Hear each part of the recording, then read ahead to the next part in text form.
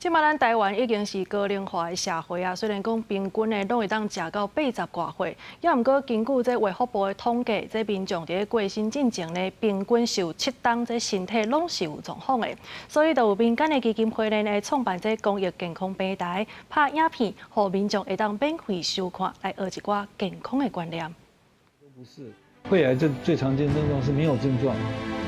等有症状都是第4期。拍影片请医生来宣导健康的知识，这是民间基金会创办的公益健康平台8大意见堂，希望互民众了解正确的观念。台湾是高龄化社会，根据卫福部的统计，这5年来寿命超过100岁的人数成长42%，也毋过民众伫临终进前平均有7年是无健康的。总统赖清德表示，政府有启动健康台湾深耕计划，5年489亿的预算，希望用伫都市偏乡和各地诊所等等，全面强化疾病防治和治疗的品质。每一个人，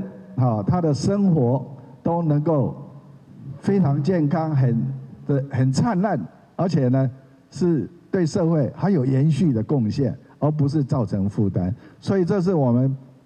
百大一言堂发起的缘由。这个平台不仅仅将有效提升全民健康知识，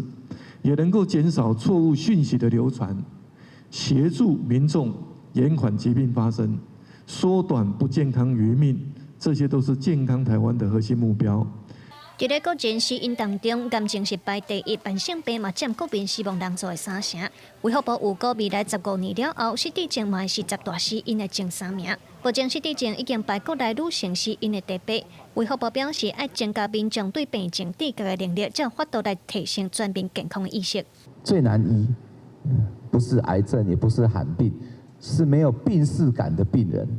他不认为他自己生病了，所以医师要帮忙。 也帮不了忙，所以病识感，所以我们在医疗上最重要就是病人要有病识感，他有那个意愿，他有知道他这个病，他要去重视它，那才可以医得好。基金会创办的这个健康平台8大意见堂，招100个医生来宣导健康知识，互民众通伫咧线顶免费收看，学到健康的观念。希望伫咧高龄化的时代，民众拢通留空间。记者陈心东、曾俊尧台北报道。